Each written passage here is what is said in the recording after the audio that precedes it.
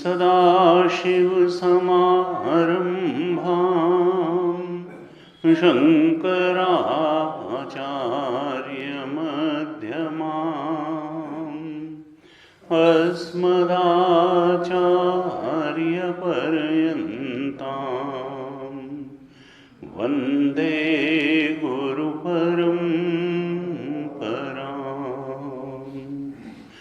अज्ञानतिमिरान्धस्य ज्ञानाञ्जनशलाकया चक्षुरुन्मीलितं येन तस्मै श्री गुरवे नमः।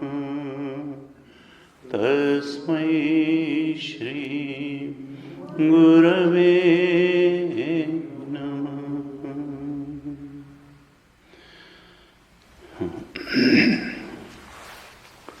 17वें श्लोक से पाठ करते हैं। 17th श्लोक।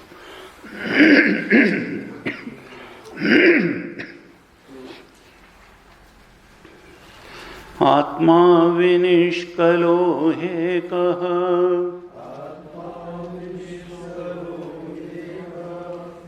देहो बहुभिरावृतः तयोरैक्यं प्रपश्यन्ति किमज्ञानमतः परम्। आत्मानियामकश्चान्तः देहो बाह्यो नियम्यकः तयोरैक्यं प्रपश्यन्ति किमज्ञानमतः परम्। आत्मा ज्ञानमयः पुण्यः देहो मांसमयो शुचिः तयोरैक्यं प्रपश्यन्ति किमज्ञानमतः परम् आत्मा प्रकाशकः स्वच्छः देहस्तामस उच्यते तयोरैक्यं प्रपश्यन्ति किमज्ञानमतः परम् आत्मा नित्यो हि सद्रूपः देहो नित्यो असन्मयः तयोरैक्यं प्रपश्यन्ति किमज्ञानमतः परम् आत्मनस्तत्प्रकाशत्वम् यत्पदार्थावभासनम् न अग्न्यादिदीप्तिवत् दीप्तिः न अग्न्यादिदीप्तिवत् दीप्तिः भवत्यान्ध्यं यतो निशि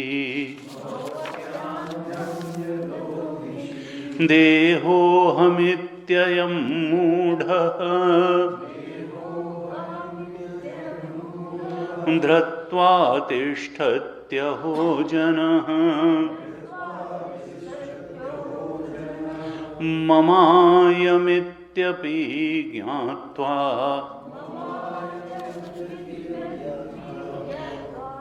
ममायमित्यपि ज्ञात्वा घटद्रष्टेव सर्वदा ब्रह्मैवाहं समः शान्तः सच्चिदानन्दलक्षणः नाहं देहो ह्यसद्रूपः ज्ञानमित्युच्यते बुधैः निर्विकारो निराकारः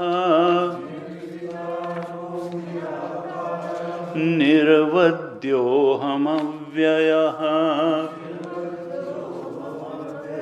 नाहं देहो ह्यसद्रूपः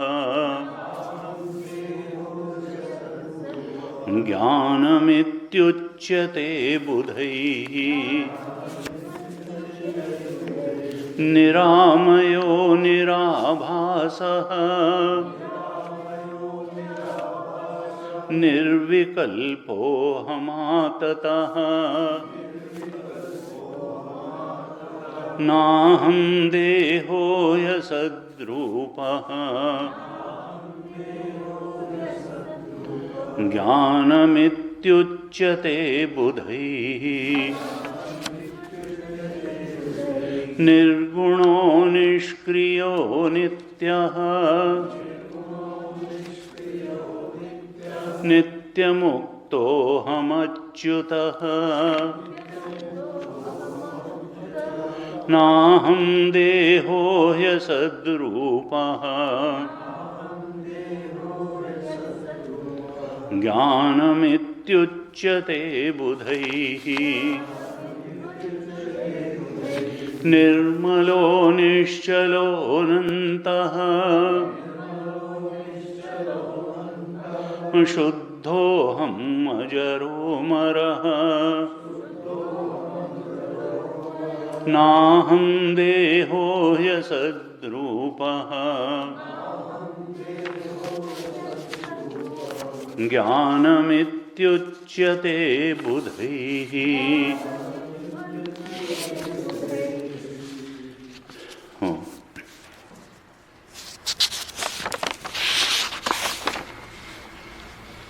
ज्ञानमित्युच्यते बुधैः। भगवान शंकराचार्य अज्ञान के लक्षण बताने के बाद अब ज्ञान के लक्षण बताते हैं। हमने 21वें श्लोक तक चर्चा की थी और उसमें 17 से लेकर के 21 श्लोक तक 5 श्लोकों में भगवान शंकराचार्य ने अज्ञान क्या है ये बताया था।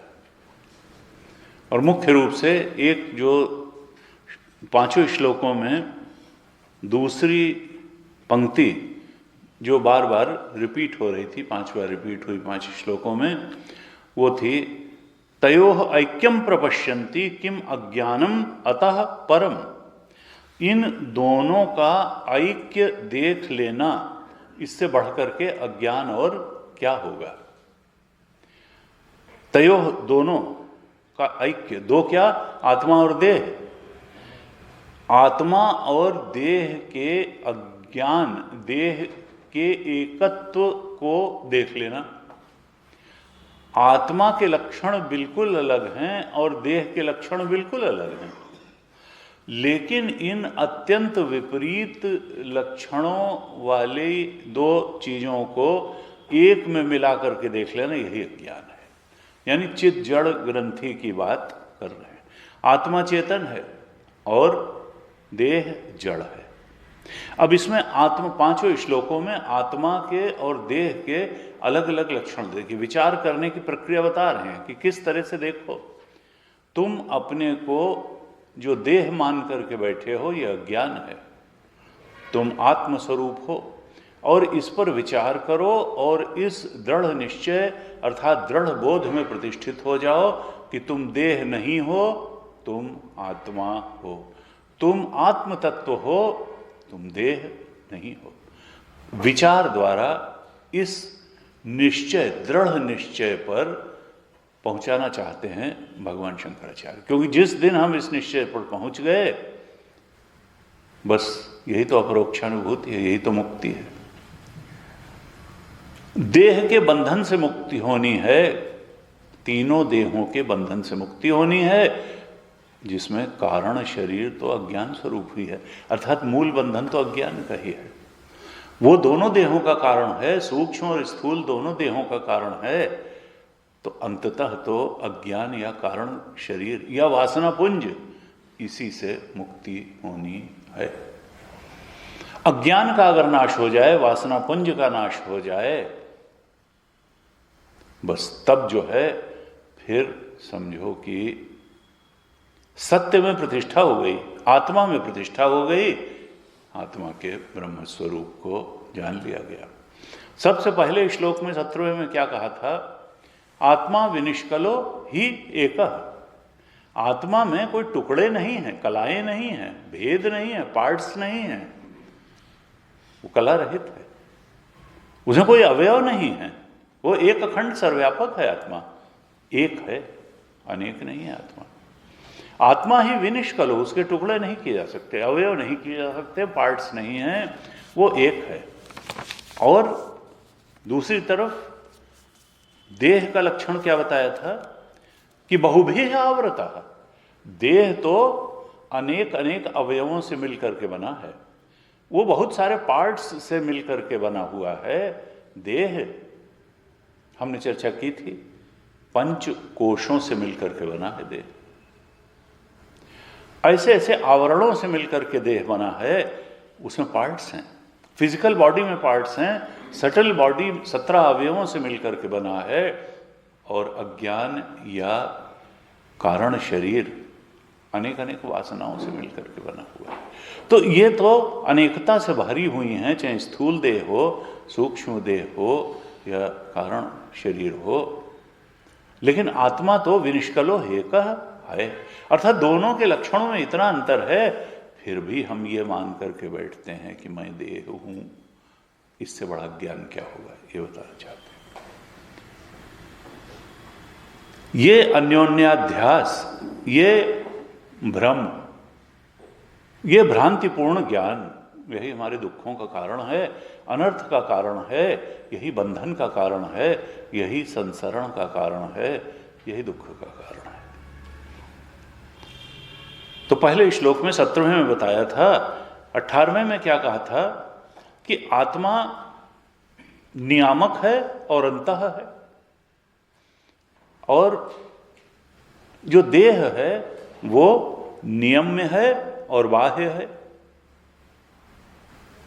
इन दोनों का मेल कैसे होगा? आत्मा नियामक कैसे है? करता तो है नहीं आत्मा।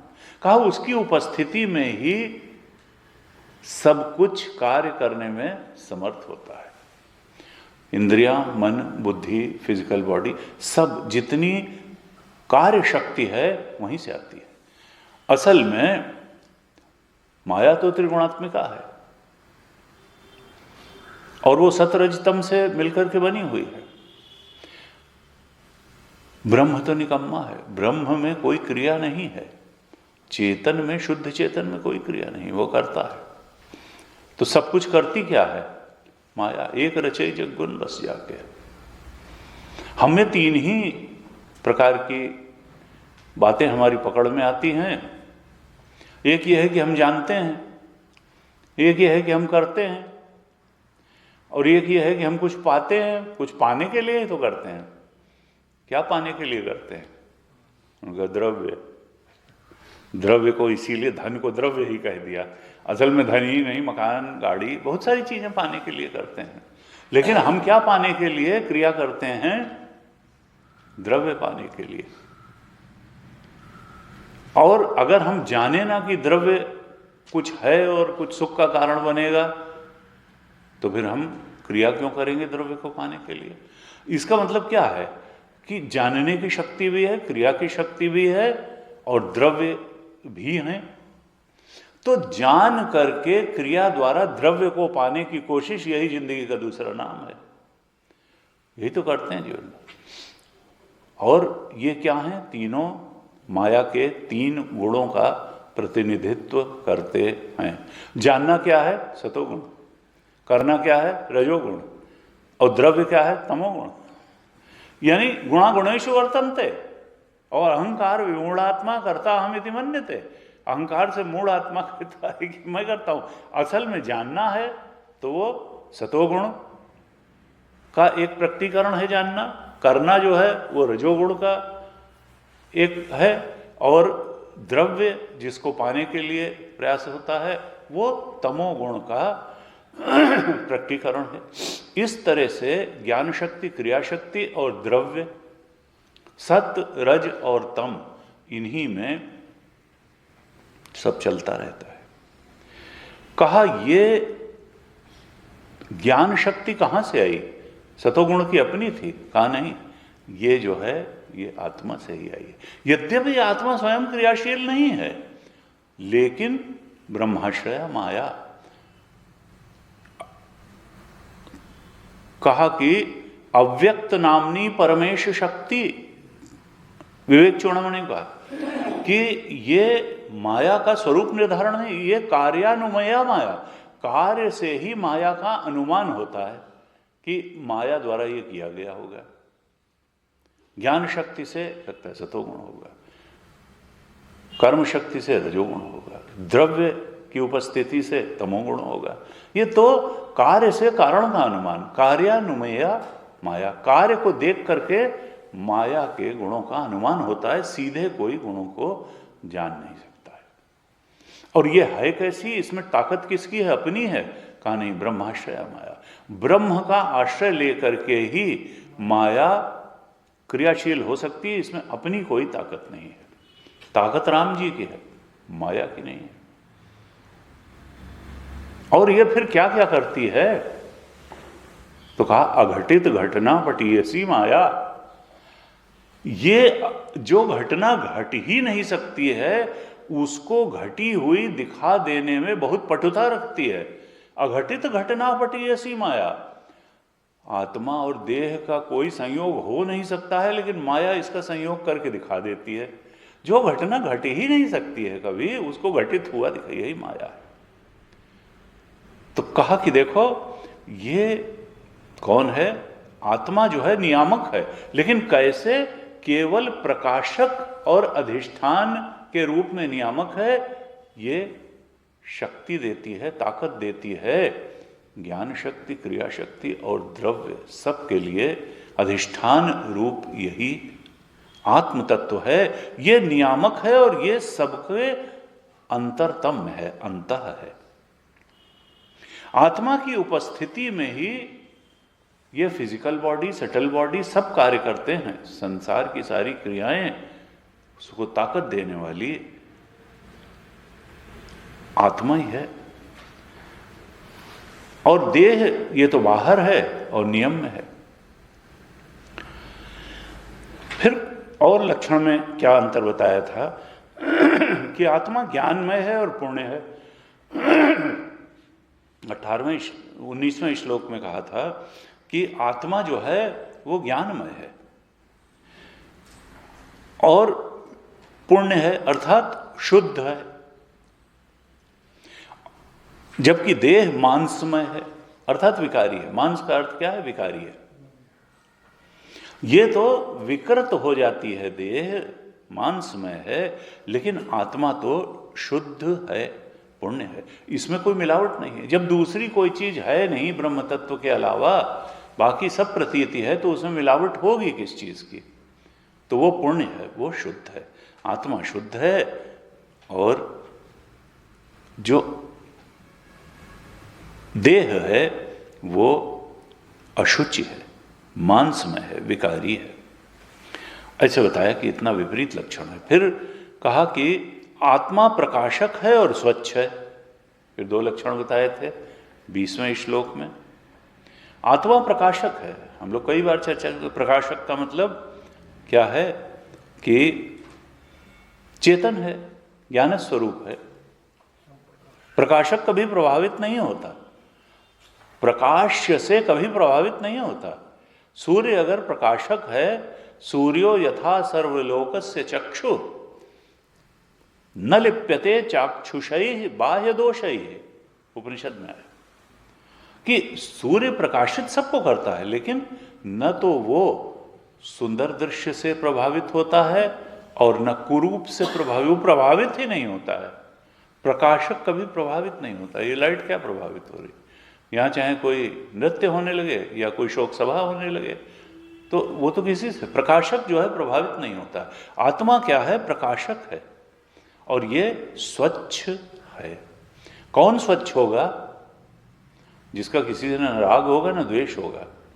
मन मैला होता है और आत्मा मैली नहीं होती है, क्योंकि मन अगर गंदी बात सोचता है तो मैला हो जाता है, गंदा दृश्य देखता है तो मैला हो जाता है, उत्तम दृश्य देखता है तो प्रसन्न हो जाता है। तो ये जो स्वच्छ और असच्छ होने की प्रक्रिया है, ये प्रकृति में है, आत्मा में नहीं है। आत्मा क्यों?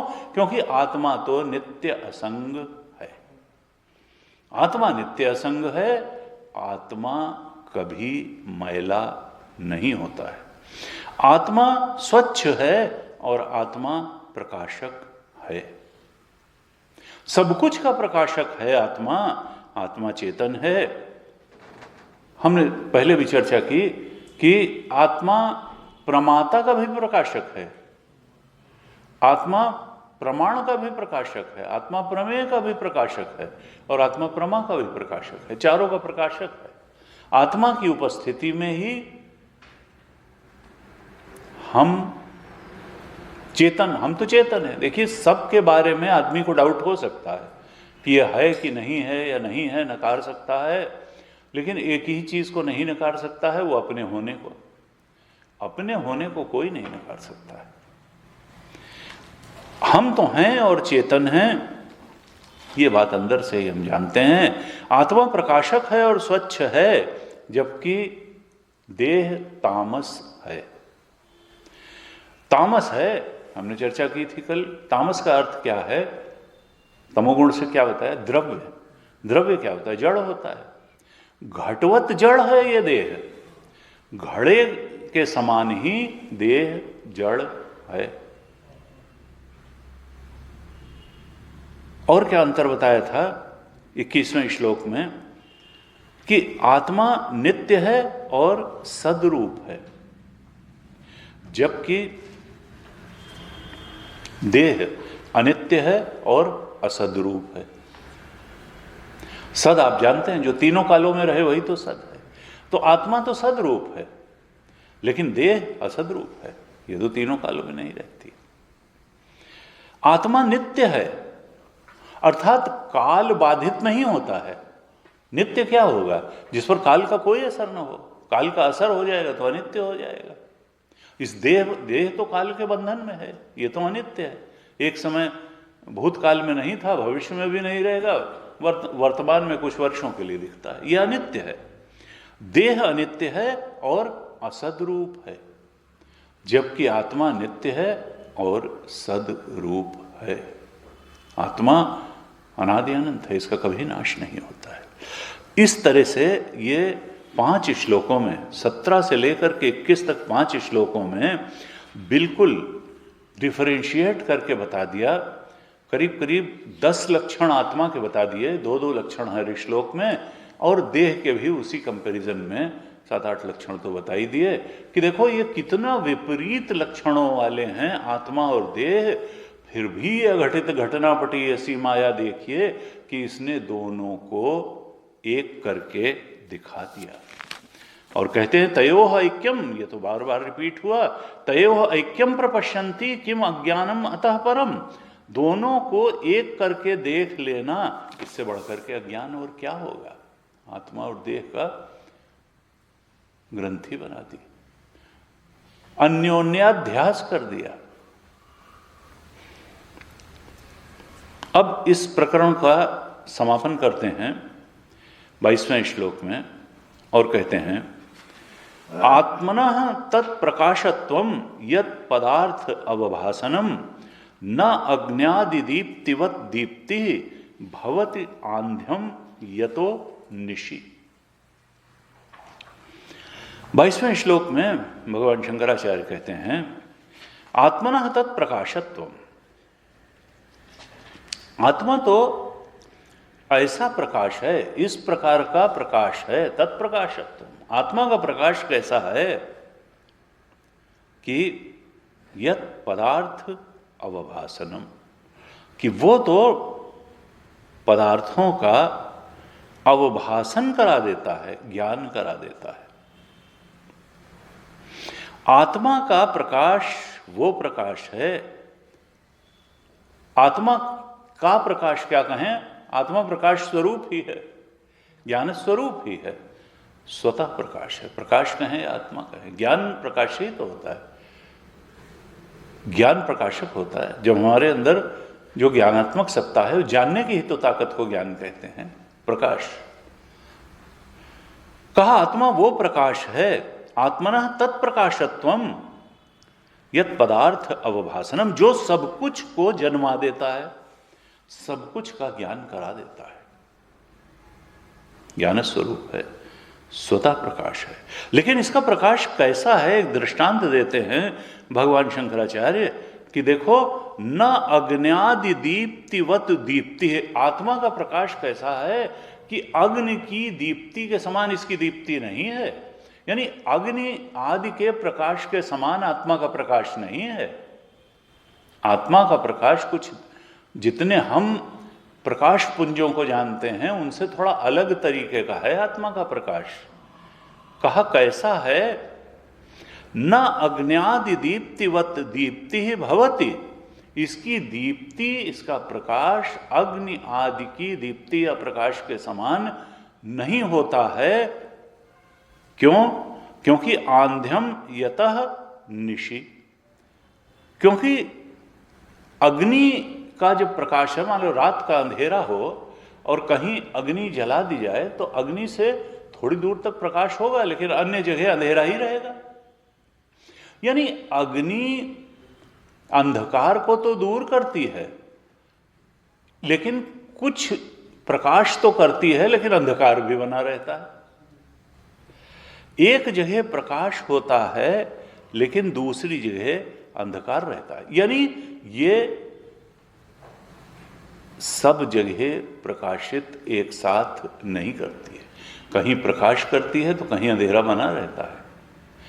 ये सर्वार्थ प्रकाशक नहीं है, ये पदार्थ ये सब कुछ को प्रकाशित कर दे, ये ताकत अग्नि में नहीं है। यहां तक कि सूर्य में भी जब एक तरफ अंधेरा रहता है, जो पार्ट पृथ्वी का सामने है, तो दूसरी तरफ जो सामने है वहां प्रकाश रहता है, तो दूसरी तरफ अंधेरा रहता है। कहीं रात रहती है तो कहीं दिन रहता है। कहा कि देखो ये जो आत्मदेव हैं, इनका प्रकाश सर्वत्र रहता है और सदा रहता है। हर देश में इनका प्रकाश रहता है और हर काल में इनका प्रकाश रहता है। हर वस्तु में इनका प्रकाश रहता है। देश काल वस्तु सबको प्रकाशित करने वाले और सदा प्रकाशित करने वाले और एक साथ ही सबको प्रकाशित करने वाले सर्व प्रकाशक हैं ये आत्मदेव। इनका प्रकाश अग्नि आदि के समान नहीं है, ना अग्नि के समान है, ना सूर्य चंद्र दीपक किसी के समान नहीं। ये तो सर्वत्र सदा प्रकाश स्वरूप हैं, एक साथ ही सब कुछ को प्रकाशित करने की इनकी सामर्थ्य है। इन आत्मदेव की ज्योति का, इनके प्रकाश का कभी अभाव ही नहीं होता है। इनका किसी से विरोध नहीं है। अग्नि के प्रकाश का अंधकार से विरोध है, कभी हमने ध्यान दिया? अग्नि के प्रकाश का अंधकार से विरोध है, दीपक के प्रकाश का अंधकार से विरोध है, सूर्य के प्रकाश का अंधकार से विरोध है। लेकिन ये जो आत्मदेव का प्रकाश है, ये अंधकार का भी प्रकाशक है, ये अंधकार का भी प्रकाशक है। इनके उपस्थिति में रहते ही अंधकार भी अपने अस्तित्व को पा जाता है। ये अंधकार को भी प्रकाशित करने वाले हैं। नहीं तो अगर ये अग्नि जैसे प्रकाशक रहे होते तो अंधकार का नाम ही ना रहा होता ना। ये अंधकार के भी प्रकाशक हैं और ये अज्ञान के भी प्रकाशक। ये ऐसे प्रकाशक हैं कि इनका किसी से विरोध ही नहीं है। ये अंधकार को भी प्रकाशित कर देते हैं, ये जीव के ज्ञान को भी प्रकाशित कर देते हैं और ये जीव के अज्ञान को भी प्रकाशित कर देते हैं। जीव ये भी जानता है कि हम ये बातें जानते हैं और ये भी जानता है कि हम नहीं जानते हैं। ये ज्ञान अज्ञान दोनों के प्रकाशक हैं। असल में ये अग्नि की ज्योति के भी प्रकाशक हैं और ये अंधकार रात्रि के अंधकार के भी प्रकाशक। इस प्रकार से ये सारे विरोधाभासों के प्रकाशक हैं, ये सारे द्वंद्वों के प्रकाशक हैं और ये आत्म ज्योति आत्म प्रकाश किसी का विरोधी है ही नहीं, सबका अधिष्ठान है, सबको जगह देता है। ये जागृत में जागृत की सृष्टि को प्रकाशित करता है, स्वप्न में स्वप्न की सृष्टि को प्रकाशित करता है और सुषुप्ति में जागृत और स्वप्न दोनों की वृत्तियों और सृष्टि के अभाव को प्रकाशित कर देता है। सुषुप्ति के अभाव का प्रकाशक भी यही। इन्हीं के प्रकाश में सुषुप्ति में अभाव का भी ज्ञान होता है। सो के उठने के बाद कहता है मैं कुछ नहीं जानता लेकिन मैं सुख से सोया। ये तीनों अवस्थाओं के प्रकाशक हैं, भान के अभान के सबके प्रकाशक हैं। का इस प्रकार के ये जो आत्मदेव हैं, ये इनका प्रकाश सर्वत्र सर्वदा विद्यमान रहता है। ऐसी आत्मदीप्ति है, किसी की विरोध ही नहीं है और ऐसा आत्म प्रकाश हमारा स्वरूप है। इस बात को नहीं भूलना है। अपने अंदर गुरु जी कहते देखो वेदांत अपने अंदर घटाने वाली विद्या है, अपने अंदर उस सत्य को देखते चलने वाली विद्या है, तब उसका असली लाभ होगा कि हमारा स्वरूप ऐसा है, हमारा आत्मा ऐसा है, हमारा अपना आपा ऐसा है। ऐसा वो स्वयं प्रकाश आत्मा है। यहाँ पर ये एक संगति लगाई 22वें श्लोक में। अज्ञान का स्वरूप बताने के बाद यहाँ पर आत्मा का प्रकाशक स्वरूप बताया और आत्मा के प्रकाश के बारे में बताया। अब अगले 5 श्लोकों में 23 से लेकर के 28 तक, बल्कि 23 से 28 तक, फिर अब थोड़ा सा यहां पहले 23वें श्लोक में बताते हैं कि अज्ञान का फिर एक बार बताते हैं कि अज्ञान का कारण क्या है। वैसे तो अज्ञान अनादि है, कहते फिर भी अज्ञान का कारण वही है, देह और आत्मा को एक करके मान लियो। 5 श्लोकों में तो बता ही गए कि आत्मा और देह के लक्षण इतने अलग अलग हैं, लेकिन उनको एक करके जान लेना, इससे बढ़कर अज्ञान क्या है। यहां फिर एक बार अज्ञान की बात बताते हैं 23वें श्लोक में। कहते हैं देह अहम इति अयम मूढ़ धृत्वा तिष्ठति अहो जनः मम अयम इति अपि ज्ञात्वा घट दृष्टा इव सर्वदा। देह अहम इति अयम मूढ़ धृत्वा तिष्ठति अहो जनः, यह देह मेरा है। मम अयम इति देह,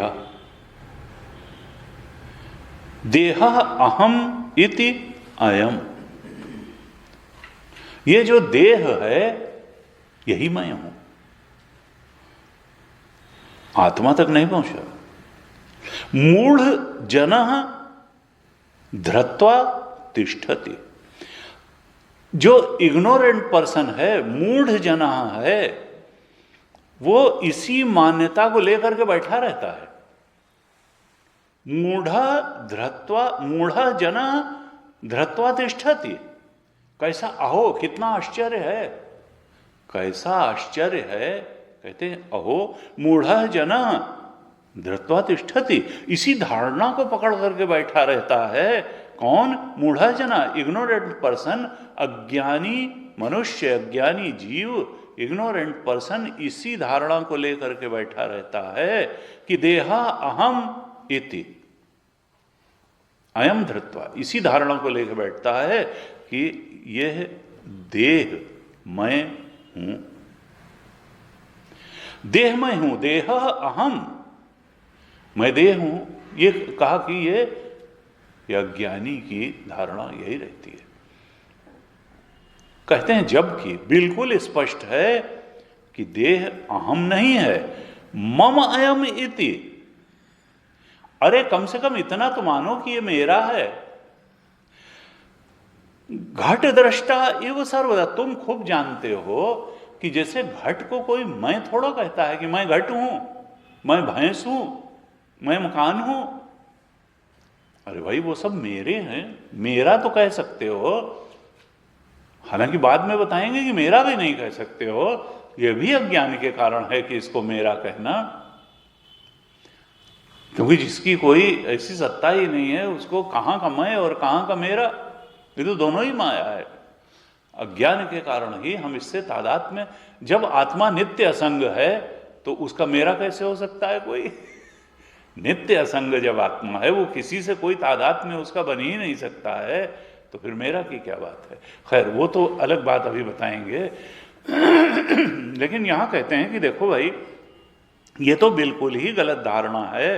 मूढ़ जना धृत्वा, ऐसी धारणा लेकर के बैठता है कि देह अहम, मैं देह हूं।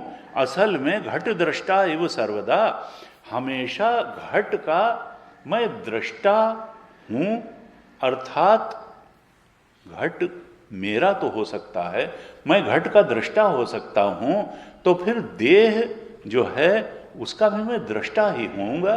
देह कैसे हो जाएगा कि देह मैं हूं? ऐसा तो मूढ़ पुरुष ही मानता है, अज्ञानी ही मानता है। ये अज्ञानी का हेतु होता है। इस देह को मैं मानना, मेरा मानना, ये देह ही सकल अनर्थ कर मूला है। ये मोह सकल अनर्थ, यानी देह को अहम येषाम ममेते, देह केंद्रित जो हमारी बुद्धि है ये अनर्थ का कारण है। आत्म केंद्रित बुद्धि मुक्ति दिलाने वाली है। कहते हैं जैसे घट का दृष्टा घट से पृथक है, ऐसे ही देह का दृष्टा होने से मैं देह से पृथक हूं,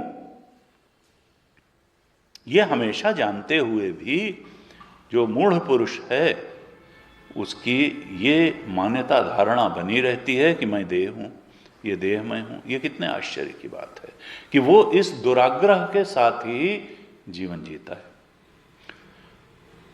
कहते हैं जितनी भी अज्ञान है सब देह को लेकर के ही है, और जितनी मान्यताएं हैं वो सब भी देह को लेकर के ही हैं।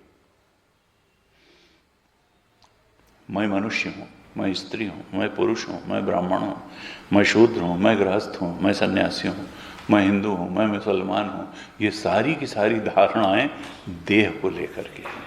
मैं मनुष्य हूं, मैं पशु हूं, देह को लेकर के ही सारी धारणाएं हैं। मैं यह देह हूं, यही मूढ़ता है, यही अज्ञान का रूप है। सारे भेद देह मूलक हैं, आत्मा में कोई भेद नहीं होता है, सारे भेद देह मूलक हैं। यहां तक कि मैं मर रहा हूं, मैं जी रहा हूं, इस प्रकार की मान्यता भी देह मूलक है। जबकि ये है क्या, शरीर मन बुद्धि, इनको हम कार्य करने के उपकरण तो मान सकते हैं, इनको इनमें मैं बुद्धि तो नहीं हो सकती, मैं नहीं हो सकते। शरीर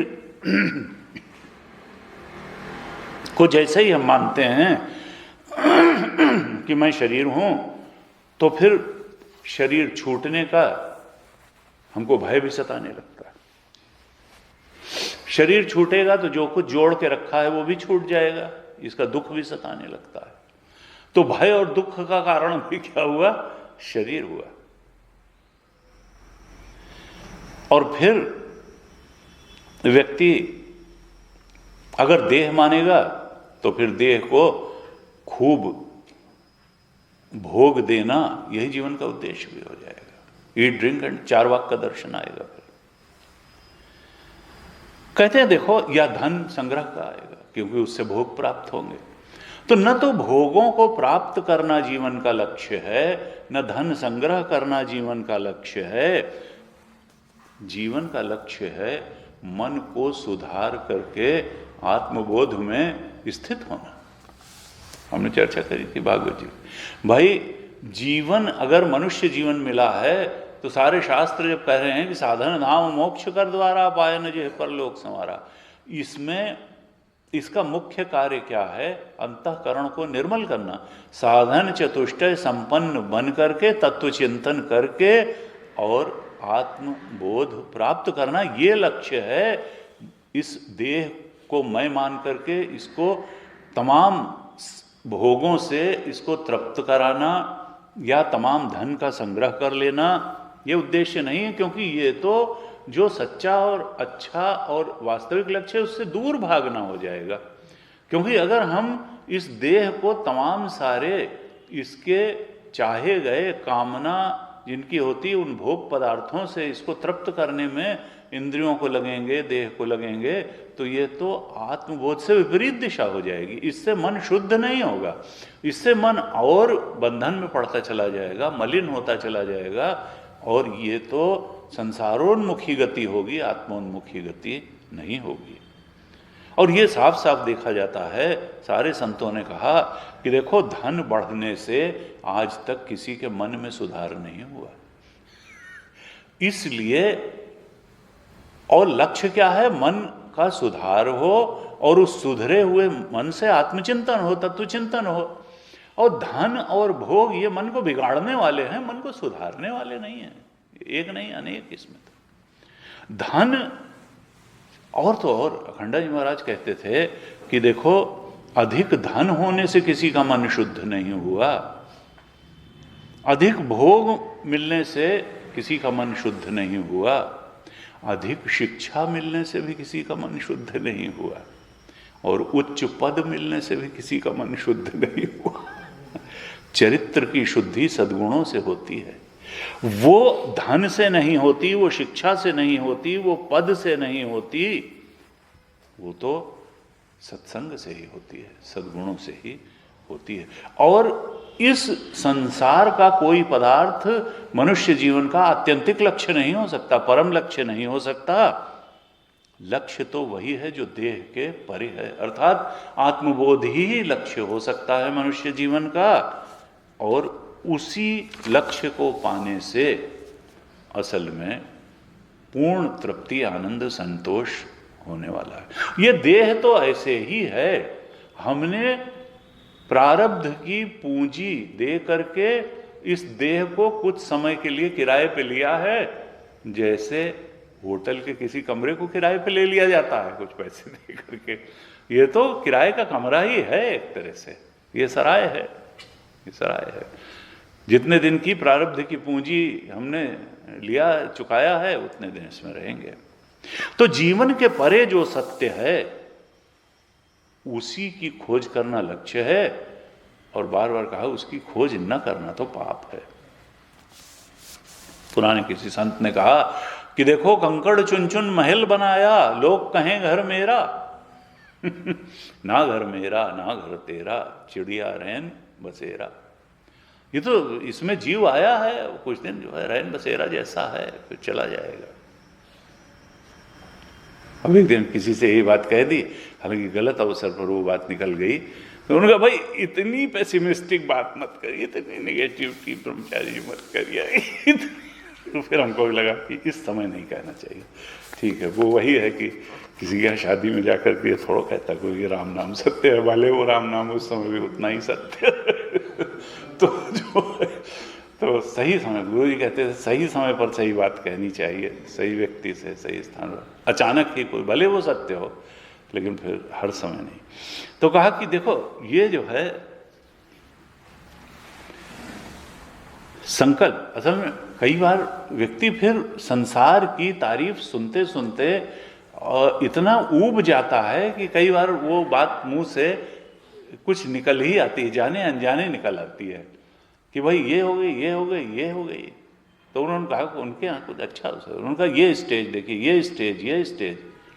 अरे हमने कहा यहाँ सारी स्टेजेस बीत जाती हैं, ऐसा नहीं है कि युवावस्था की स्टेज ऐसी ही बनी रहेगी। यहाँ बचपन की भी स्टेज बीत जाती है, किशोरावस्था की भी बीत जाती है, युवावस्था की भी बीत जाती है, अच्छी स्टेज भी बीत जाती है। उन्होंने कहा इतने निगेटिव मत होइए, क्योंकि वो जो बता रहे थे वो बहुत अच्छी। हमने कहा ये तो ठीक है, अब ये नहीं कहा कि प्रारब्धवशात जो है अच्छी भी आएगी बुरी भी आएगी, तो आएगी, अच्छा बुरा सब आएगा जीवन में। तो कहा देखो हमको विचार कर लेना चाहिए कि हमारा ये जो अहंकार है, जो जिसको हम जीव चेतन मान के बैठे हैं, इसका मूल स्वरूप क्या है? तो मूल स्वरूप ब्रह्मत्व है, आत्मा है। और जितना भेद दिखाई देता है ये भेद संस्कार जन्य है। संस्कार जब चेतन संस्कार युक्त हो जाता है तो बस फिर उसको अनेक भेद दिखाई देते हैं, जीव बन जाता है। जब हम अपने को अद्वितीय चेतन जान लेंगे तो जीवन में संघर्ष नाम की कोई चीज नहीं रहेगी। कोई दूसरा है ही नहीं तो संघर्ष किससे करें? दूसरा है ही नहीं। ये जो जीवन तत्व है ये क्या कहना चाहते हैं कि देह से परे है। देह को मैं मान करके जब तक बैठे रहोगे तो उस जो वास्तविक जीवन तत्व है, आत्म तत्व, उसके बोध से वंचित रहोगे। इसलिए देह को मैं मानना छोड़ दो, तीनों शरीरों को मैं मानना छोड़ दो, और इनके परे जो वास्तविक जीवन तत्व है, चेतन आत्म तत्व है, उसकी खोज करो और मैं वही हूं इस दृढ़ निश्चय में प्रतिष्ठित हो जाओ। ऐसे बताया। कल भी हमने चर्चा की थी कि देखो अब बताते हैं अगले 5 श्लोकों में कि ज्ञान का स्वरूप क्या है। अज्ञान का स्वरूप बता दिया, थोड़ा सा आत्मा का स्वरूप भी बताया, और अब ज्ञान का स्वरूप बता रहे हैं 24 श्लोक से लेकर के 28 श्लोक तक, 5 श्लोकों में, कि ज्ञान है क्या। और कल हमने चर्चा की थी कि देखो हम इंद्रिय ज्ञान और बौद्धिक ज्ञान को ही बहुत बड़ी चीज मान के बैठते हैं, जबकि वेदांत कहता है कि ये बिल्कुल काम चलाऊ ज्ञान है और असल में तो यह अज्ञान है, ये कोई ज्ञान व्यान नहीं है। ज्ञान तो आत्मज्ञान ही है। ज्ञान का स्वरूप क्या है ये बता रहे हैं, और उसमें बार बार कहते हैं कि देखो आत्मज्ञान ही ज्ञान का स्वरूप है, आत्मज्ञान ही असली ज्ञान है, बाकी माया का ज्ञान है। हाँ, ये माया की देह को चलाने के लिए वो माइक संसार की चीजों उनको पाने का ज्ञान ठीक है, लेकिन असली ज्ञान आत्मज्ञान है, चेतना का ज्ञान है, चेतना के सच्चे स्वरूप का ज्ञान है। विद्वानों ने जिसको ज्ञान कहा है उस ज्ञान को जानने का प्रयत्न करना चाहिए, और उस ज्ञान स्वरूप आत्मा को जानने के लिए क्या करना है, हमने चर्चा करी कि दो ही काम करने हैं। एक तो वैराग्य, बिनु गुरु होए न ज्ञान, ज्ञान की होए विराग बिनु। एक तो, अब गुरु क्या करेगा, तत्व चिंतन के लिए आपको मार्गदर्शन करेगा, और उसके लिए अधिकारित्व तो होना चाहिए कि साधन चतुष्टय संपन्न हो, अर्थात जिसके मूल में था वैराग्य, और वैराग्य के भी मूल में क्या था, आपके अंदर की वो सामर्थ्य जो कामना जन्य आंतरिक दबाव को नो कहने की ताकत रखती हो।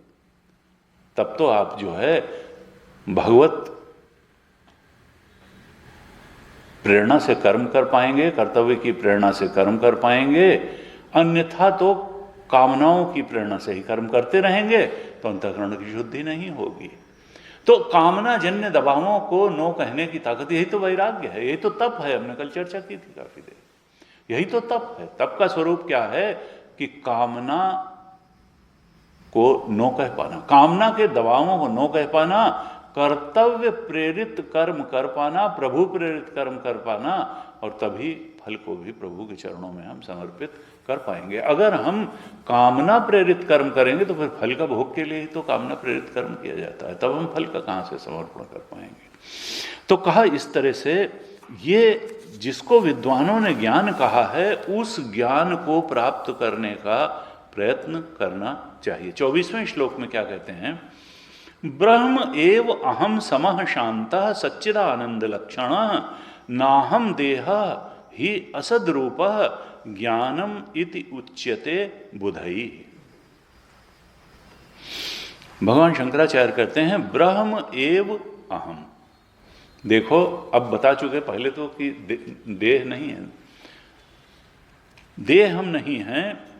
यहां फिर कहते हैं न अहम देह ही असद्रूपा। देखो ये निश्चित रूप से जान लो कि मैं देह नहीं हूं।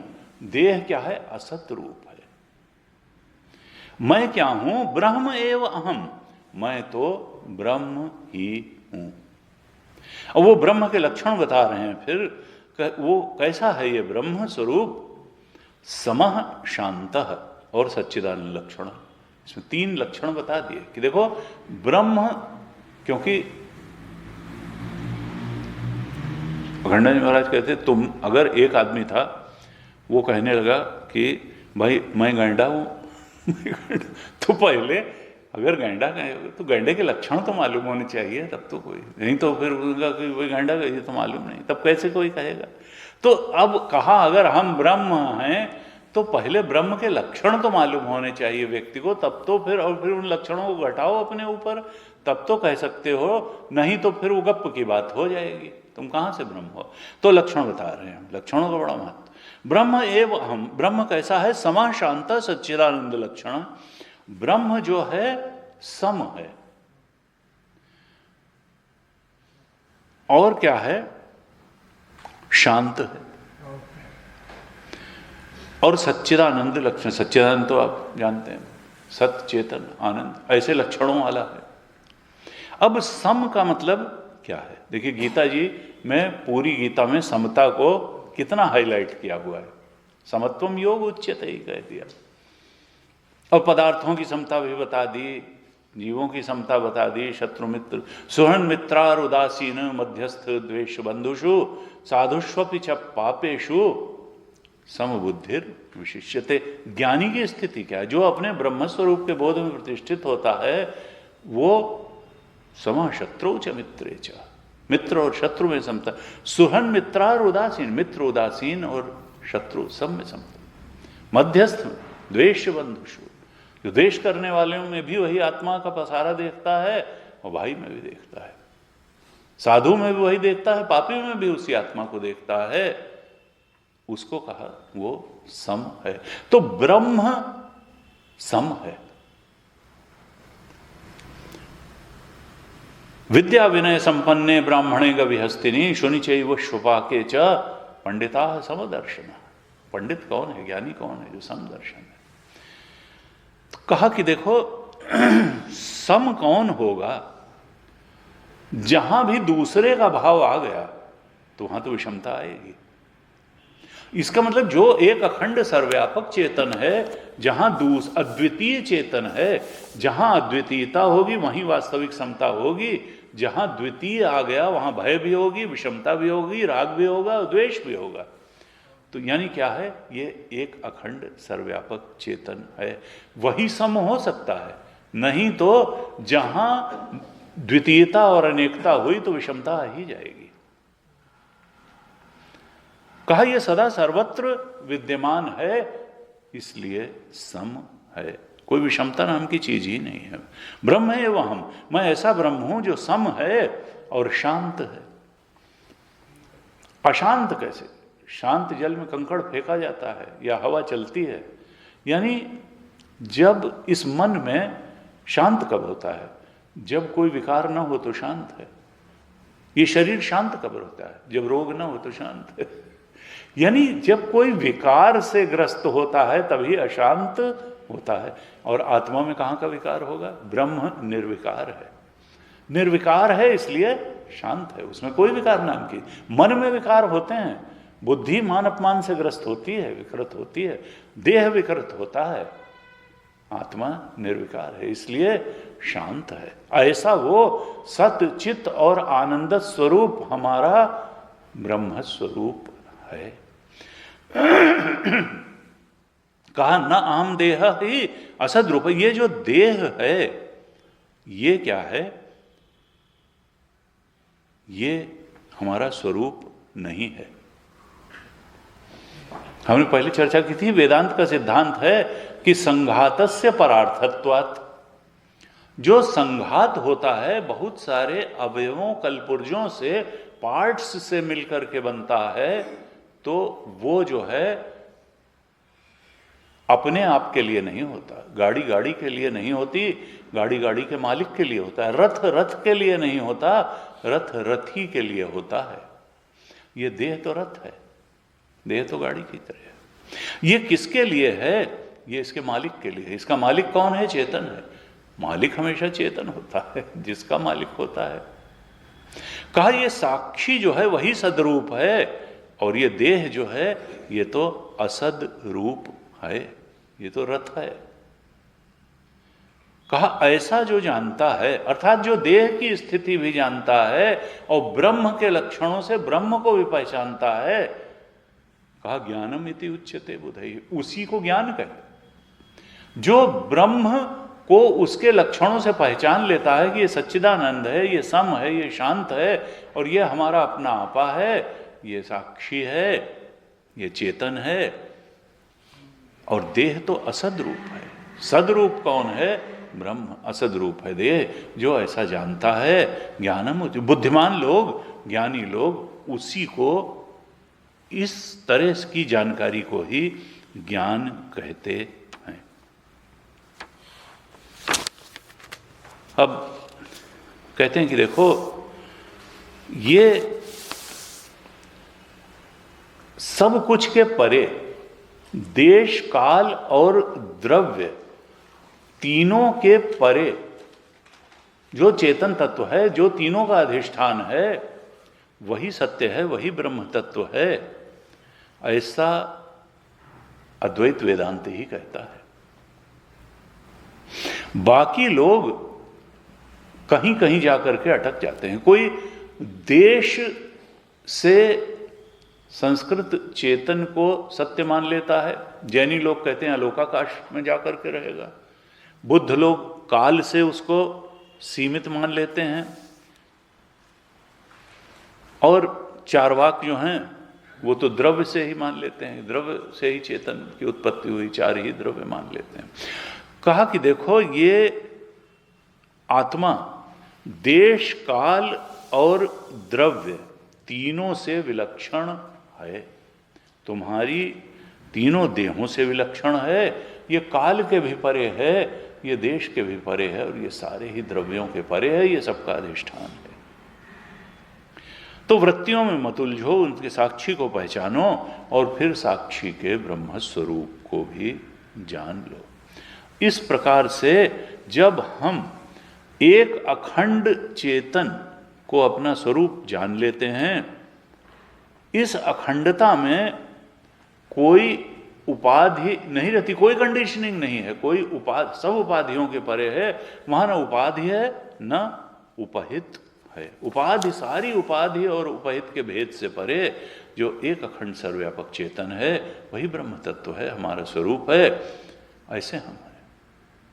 तो कहते हैं कि देखो, जब इस प्रकार से तुम अपने को जानोगे, अर्थात व्यक्तित्व को तोड़ दो, क्योंकि व्यक्तित्व तो पंचकोशों से तादात्म्य करके ही बनता है। अन्नमय कोशीय है, प्राणमय कोशीय है, मनोमय कोशीय है, विज्ञानमय कोश, आनंदमय कोश। हमारा शरीर इतना बलवान है, हमारा शरीर ये है, इतना लंबा चौड़ा है, हम इतने भावुक व्यक्ति हैं, हम इतने विद्वान हैं, विज्ञानमय कोश। अरे हमने कौन सा सुख नहीं पाया जीवन में, आनंदमय कोश।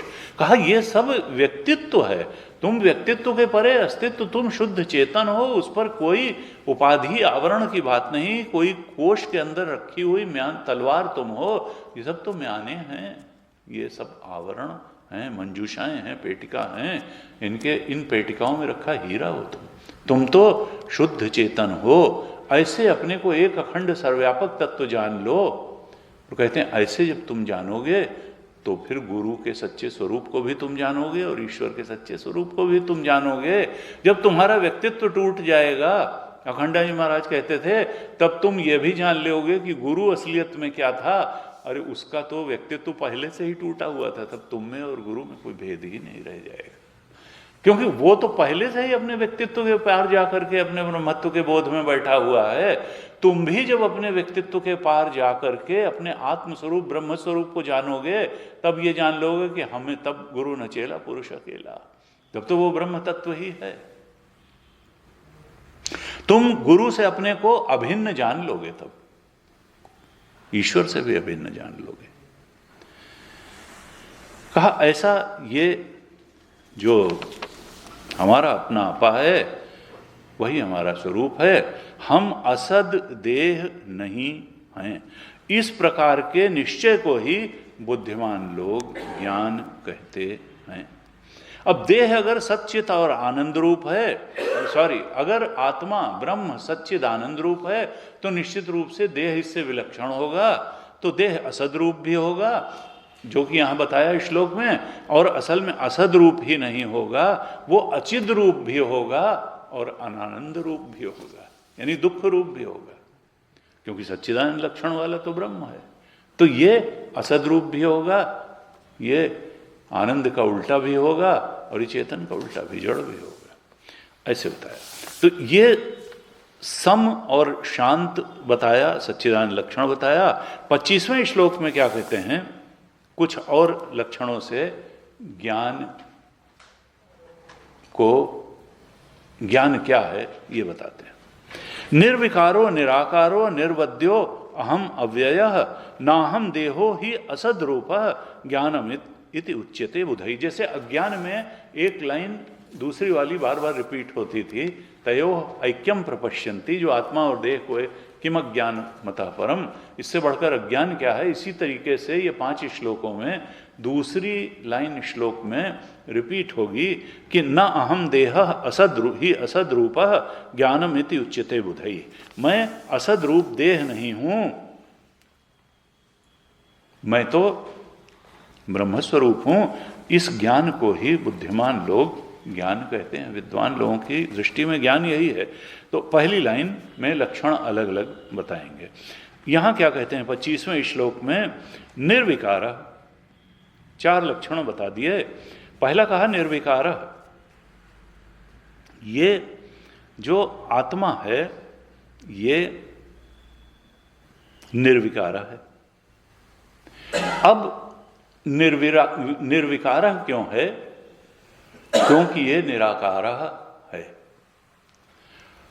आकार एक किसी चीज से दूसरी चीज का जब भेद होता है तब आकार बनता है। ये नहीं है, ये नहीं है। जब दो हों तो दोनों एक दूसरे की सीमा बन जाएंगे। रूप का अर्थ क्या होता है? सीमा। इस प्रकार का आकार है, तो आकार जैसा होता है उस रूप वाला होता है। और जिसका कोई आकार ही नहीं है, आकाश का कोई आकार होता है? नहीं होता है। रूप कहां से आया? अग्नि जब हुई तो अग्नि से रूप आया। वायु में भी रूप नहीं दिखाई देता था, लेकिन वायु में स्पर्श था। आकाश का भी गुण शब्द है, तो उससे पहचाना जाता है कि आकाश। लेकिन रूप तो अग्नि से आया। यानी तीसरा जो पंचभूत बना, आकाश से वायु, वायु से, तो वहां से फिर बाकी के तीनों में तो रूप आ गया। जल को भी हम देख लेते हैं, अग्नि को देख लेते हैं, पृथ्वी को देख लेते हैं, लेकिन वायु को नहीं देख पाते, आकाश को नहीं देख पाते। तो कहा कि देखो, आकार तो क्या है? जब किसी चीज का सीमाकरण होता है तो वो सीमा ही उसका आकार बन जाती है। आकाश को सीमित करने वाला कोई नहीं, तो आकाश का कोई आकार नहीं है। तो आत्मा उससे भी सूक्ष्म है। इस आत्म तत्व का कोई आकार नहीं है। यह है निराकार। निराकार है अर्थात ये जो चेतन है, इसको परिच्छिन्न करने वाला, इसको लिमिट करने वाला कुछ नहीं है। ये त्रिविध परिच्छेद शून्य है। न काल इसका परिच्छेदक है, न देश परिच्छेदक है, न वस्तुएं इसकी परिच्छेदक हैं। इसलिए यह निराकार है। अर्थात ये सर्वव्यापक है। जो सर्वव्यापक होगा वही निराकार होगा। ये सर्वव्यापक है, ये अरूप है, इसका कोई रूप नहीं है, यह निराकार है। और जो ऐसा सर्वव्यापक, अरूप और निराकार होगा, उसमें जब दूसरी चीज कोई है नहीं उसको सीमित करने वाली, तो मिलावट किस चीज की होगी? तो कहा वो निर्विकार होगा। दूसरी चीज मिलने से ही तो विकार होता है, दूसरे से ही तो विकार आता है। वहां पर कोई विक्षेप पैदा करने वाले के लिए दूसरी चीज ही नहीं है, तो कहा वो कैसा है? इसलिए वो निर्विकार है। शरीर का विकार क्या होता है?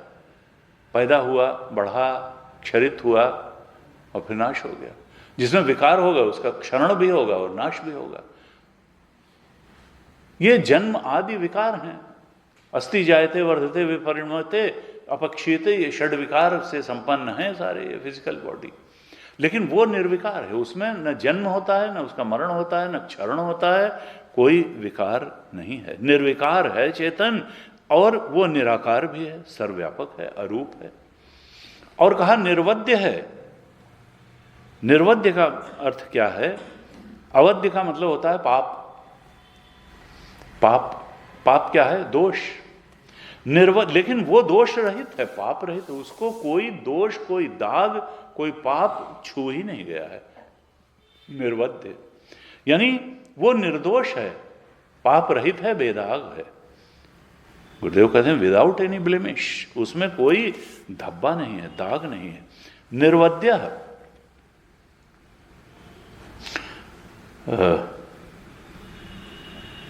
विद्यारण स्वामी जी ने लिखा, निर्वद्य वात पित्तादि जन्य आध्यात्मिक आदि तापत्रय रहित इत्यर्थ। अर्थात उसमें कोई ताप नहीं है, किसी प्रकार का कोई उसको दोष नहीं सताता है, ताप नहीं सताता है, तापत्रय रहित है, निर्वद्य है, निर्दोष है। फिर कहते हैं अव्यय, चौथा लक्षण बताया अव्यय। अव्यय का मतलब जो जिसका क्षरण न हो। विद्यारण स्वामी जी कहते हैं अव्यय अपक्षय आदि रहित, उसमें जो है क्षरण होता ही नहीं है, अव्यय है। जिसमें क्षरण होगा उसका नाश भी हो जाएगा। तो आत्मा तो अविनाशी है, ये न इसमें क्षरण होता है, न ये व्यय होता है, और न इसका नाश होता है। कहा इस तरह से ये आत्मा कैसा है ये निर्विकार है, निराकार है, निर्वद्य है और अव्यय है। ऐसा मैं हूं, मेरा स्वरूप ऐसा है। ना हम देह, मैं देह नहीं हूं, क्योंकि देह तो असद रूप है। विद्यानंद स्वामी ने कहा कि ये बार बार जो शंकराचार्य भगवान ये बार बार नाहम देह, इसको पुनरुक्ति को दोष कहा जाता है शास्त्र में। तो वो कहते हैं कि ये पुनरुक्ति दोष इसको नहीं समझना चाहिए, ऐसी आशंका नहीं करनी चाहिए। ये तो दृढ़ता के लिए, जोर देने के लिए बार बार ये रिपीट कर रहे हैं कि देखो ज्ञान के स्वरूप को समझ लो कि असली ज्ञान क्या है। नाहम देह सद्रूप ज्ञानम इति उच्यते बुधैः। बुद्धिमान लोग इसी को ज्ञान कहते हैं। संतों ने कहा कि देखो, किसी व्यक्ति की अपने विषय में जैसी धारणा होती है वैसी ही ईश्वर के विषय में भी होती है। जो व्यक्ति अपने को देह मान के बैठेगा वो ईश्वर को भी देहधारी ही मानेगा, वो ईश्वर में भी आकार ही खोजेगा। जिसका अपने आकार का भ्रम समाप्त हो गया, जिसने अपने निराकार ब्रह्म स्वरूप को जान लिया, फिर वो ईश्वर को भी निराकार ब्रह्म स्वरूप स्वीकार करेगा, मानेगा, जानेगा, पहचानेगा। जब तक अपने में देह बुद्धि है तभी ईश्वर में भी तभी तक आकार बुद्धि रहती है। और इसी को आगे बढ़ा करके संतों ने नतीजा निकाला कि जब मनुष्य दूसरे के विषय में कुछ कहता है तो अपनी स्थिति की सूचना देता है, अपनी अच्छाई बुराई की सूचना देता है। दृष्टिकोण का भेद है। हमको दृष्टिकोण को छोड़ करके सत्य को अपनाना है, जानना है, पहचानना है और उसी में स्थित हो जाना है।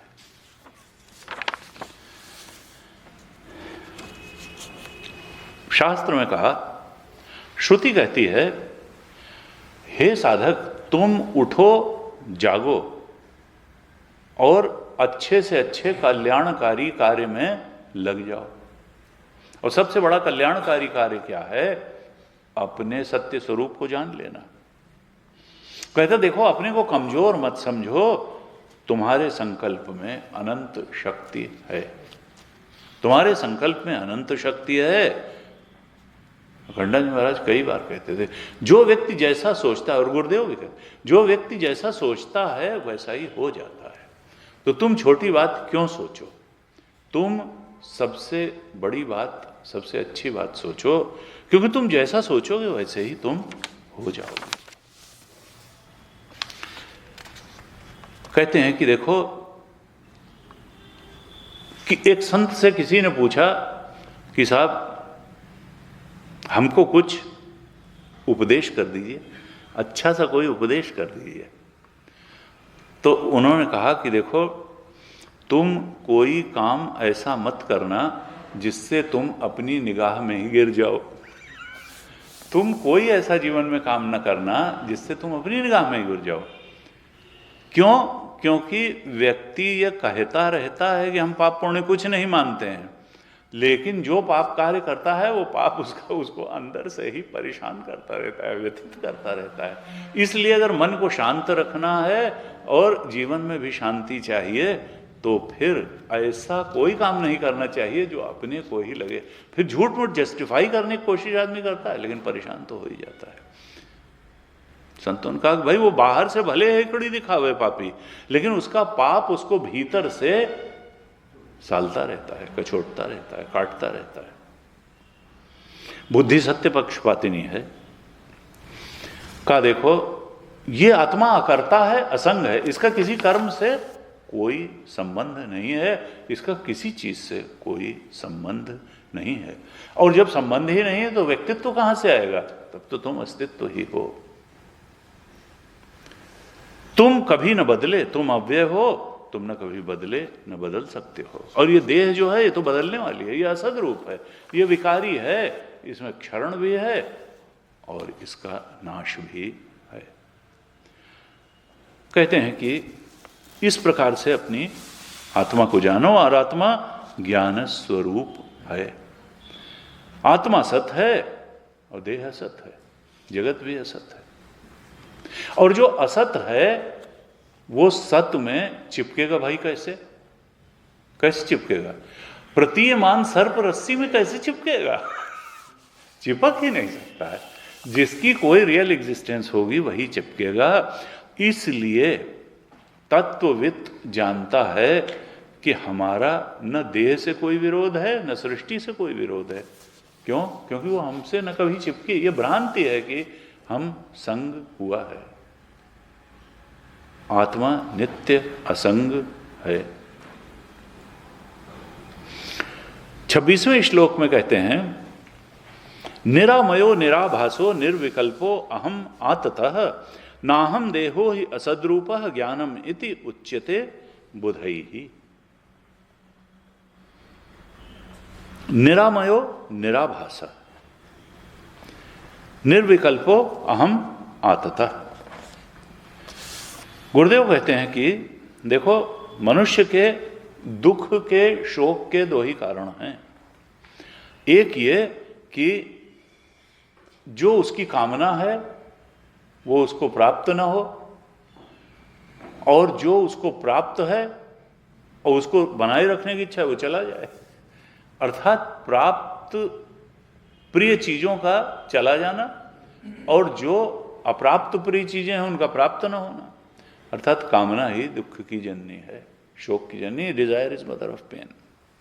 और शुद्ध चेतन में कामना है ही नहीं।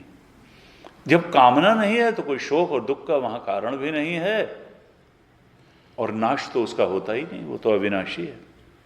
माया के परे है और दुख रहित है, ऐसा हमारा स्वरूप है।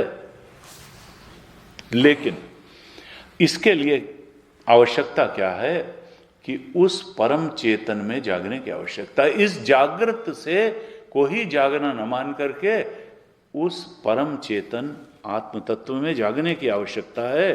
कहते हैं ये आत्म तत्व कैसा है? कहा निरामय आमय। आयुर्वेद में एक शब्द होता है आम, और कहते हैं कि वही सारी बीमारियों की जड़ होता है। आमवात ऐसे से। आम का मतलब क्या कहते हैं? आम का मतलब होता है कच्चा।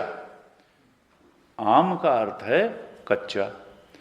तो आमय का अर्थ क्या है कि ये भोजन जब ठीक तरीके से पच नहीं पाता है तो ठीक तरह से एब्जॉर्ब भी नहीं हो पाता है, और वो आंतड़ियों में भी पड़ा रहता है, और ठीक तरह से न पचा हुआ जो आम है वो जा करके रक्त में भी मिल जाता है, तो और वो तरह तरह के विकार उत्पन्न करता है। तो आमय का मतलब होता है अनपचे अन्न से उत्पन्न रोग, पीड़ा, कष्ट।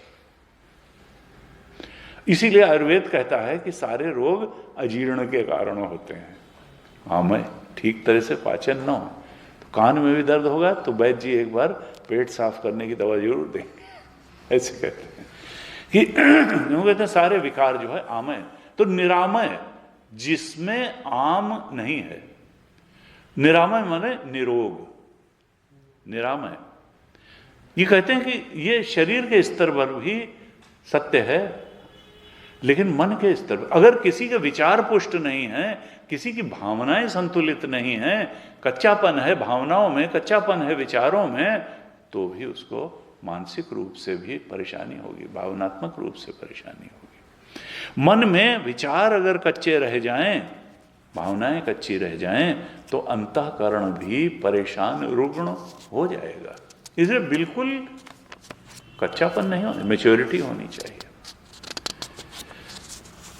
कहते हैं कि देखो निरामय, ये आत्मा जो है इसको किसी प्रकार का रोग नहीं है, आमय नहीं है। न इसमें कोई दैहिक रोग हो सकता है, न विक्षेप हो सकता है, मल विक्षेप आवरण, किसी प्रकार का कष्ट नहीं है, विक्षेप है ही नहीं, निरामय है। ये बिल्कुल शांत है। फिर कहते हैं निर्विकल्प, निर्विकल्प, निर्विकल्प है। अर्थात देखिए जो एक होगा उसमें ऑप्शन कहां से होंगे, कल्पनाएं कहां से होंगी? हाँ, तो कल्प का क्या होता है? योग दर्शन में कहा शब्द ज्ञानानुपाति वस्तु शून्य विकल्प। जैसे कठपुतली है तो वहां लकड़ी, लेकिन फिर कह दिया कि वहां कठपुतली है। जैसे काठ की स्त्री हो, ऐसे कठपुतली, तो वहां वस्तु तो है नहीं, लेकिन वहां पे वस्तु का ज्ञान हो रहा है। पुतली तो है लेकिन है तो काठ। कहा ये जो विकल्प हैं, असल में संसार सब विकल्प रूप है, वस्तु शून्य है और शब्द ज्ञानानुपाती है, या नाम रूप के अलावा कुछ नहीं है। जो भेद है ये विकल्प रूप है। यहां पर जो असलियत है वो काठ है, लेकिन इतना स्टेज पे वो कठपुतलियां लड़ लड़ करके गुलाबों खूब लड़ेंगी, सिताबों खूब लड़ेंगी, और इस तरीके से करके वो जो है कैसा कैसा दिखा देता है, वहां है क्या काठ। इसी तरह संसार में इतना सब चल रहा है, पूरा हिंदुस्तान पाकिस्तान, है क्या? है शुद्ध चेतन ब्रह्म तत्व के अलावा कुछ नहीं है। वो वस्तु शून्य है, वहां वो वस्तु नहीं है। कोई कठपुतलियों में कोई वस्तु काठ ही है। शब्द ज्ञान अनुपाती है, बस नाम रूप का आरोपण है। कहा कि देखो ये विकल्प वहां आत्म तत्व में है ही नहीं, निर्विकल्प हो। जितने विकल्प दिखाई देते हैं, भेद भ्रम दिखाई देते हैं, ये सब भ्रम से ही उत्पन्न है भेद। वस्तु तो केवल आत्म तत्व है। निरामयो निराभासो निर्विकल्प अहम आततः। आततः का अर्थ क्या है?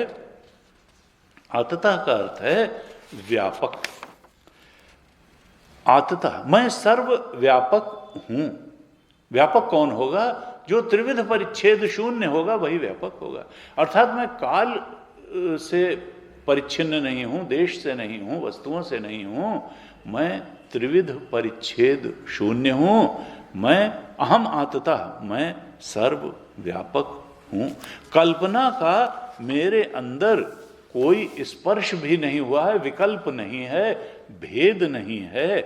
निराभासः कहा मैं जो हूं, मेरे अंदर किसी प्रकार का आभास नहीं है।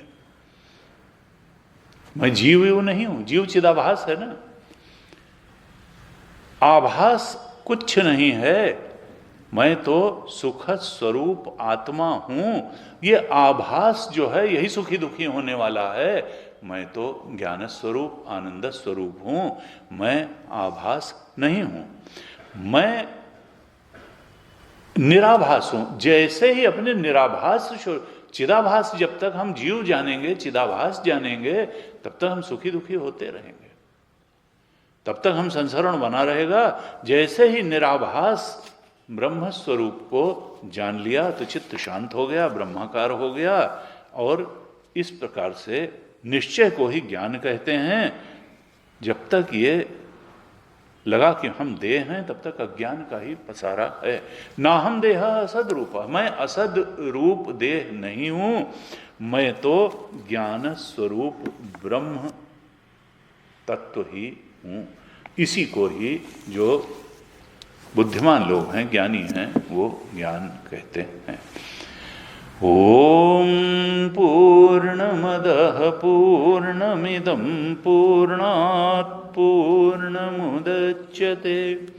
पूर्णस्य पूर्णमादाय पूर्णमेवावशिष्यते। ओम शांति शांति शांति। हरि ओम। श्री गुरुभ्यो नमः। हरि ओम।